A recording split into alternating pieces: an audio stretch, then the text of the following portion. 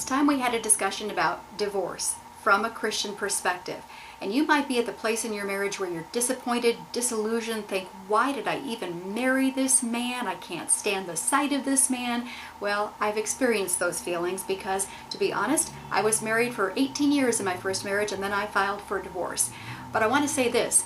Even though I was the one that filed and thought, this is what I needed, I'm going to come up for a breath of fresh air and be rid of this man, let me tell you, divorce is not easy. It is like a death in the family. I think that's why God says He hates divorce, because it rips people apart. And here's what I really want you to hear, even though you don't want to hear it. Divorce is so extremely painful for your children if you have children.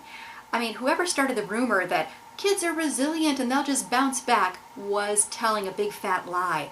God can do some healing, yes, but there will always be a deep emotional scar for your children if you file for divorce. So I want to say clearly, fight for your marriage. Now, I'm not saying that there aren't some occasions where divorce is probably appropriate and okay according to the Bible. I think of Matthew 19 where Jesus said, if any man divorces his wife except for sexual immorality and then marries another, he commits adultery. In other words, Jesus is making that exception that if there has been an affair that's happened, that kind of thing, that might be grounds to divorce.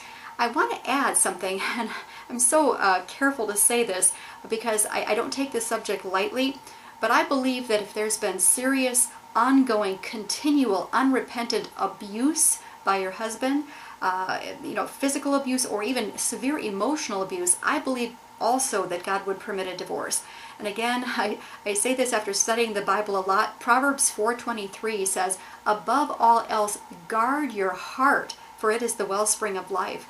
And I'm telling you, I've bumped into women who stuck with their husband who was abusing them horribly, and they became a shell of a person. There was really no life left in their eyes, nothing left of their heart. It was just shredded. And I don't believe that is what God intends for any woman.